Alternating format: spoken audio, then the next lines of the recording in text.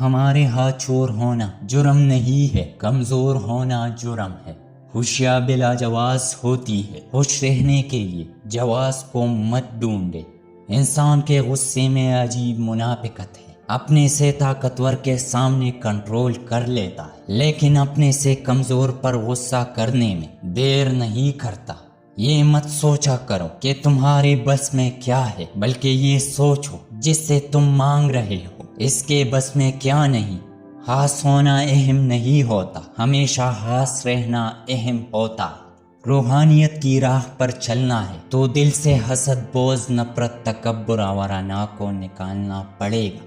توبہ ایسا دروازہ ہے جو آخری سانس تک کھلا رہتا ہے۔ دعا ایسا عمل ہے جو تقدیر کو بدل دیتا ہے۔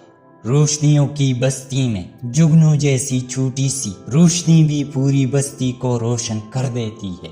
وہ لوگ ناقابل فراموش ہوتے ہیں جو کسی کی زندگی میں روشنی کا سبب بنے اس وقت جب ہر طرف صرف اندھیرا ہو۔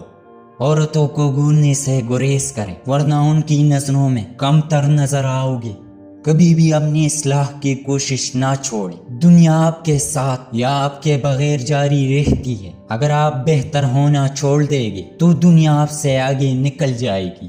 آپ کے ساتھ جو بھی ہو جائے مایوس نہیں ہونا چاہیے، بے شک سارے دروازے بند ہو جائے۔ آپ کے لیے ایک خفیہ راستہ ہے جو کسی کو معلوم نہیں ہے، آپ اسے ابھی نہیں دیکھ سکتے، آپ صرف شکر گزار رہے۔ جو لوگ جتنی زیادہ شدت سے پیار یا فکر کرتے ہیں اتنی ہی شدت سے نفرت یا نظر انداز کر سکتے ہیں۔ اگر کوئی شخص آپ کو صرف فرصت میں یاد کرتا ہے تو اس کو چھوڑ دے، کیونکہ آپ تنہا ضرور ہو سکتے ہیں مگر فضول نہیں۔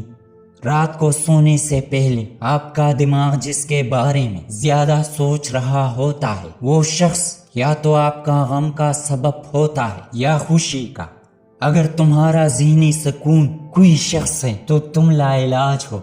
شعور کی بڑھوتری رفتہ رفتہ انسان کو تنہائی کی طرف لے جاتی ہے اور احساس کی ترقی آگاہی اور اذیت میں مبتلا کر دیتی ہے۔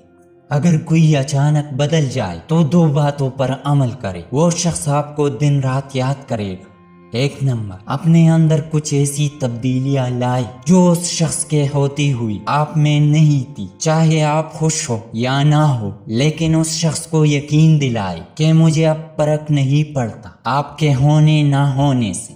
دو نمبر، اس شخص کو اپنی طرف کھینچنا چھوڑ دے، اس سے کسی بھی قسم کا رابطہ نہ رکھے۔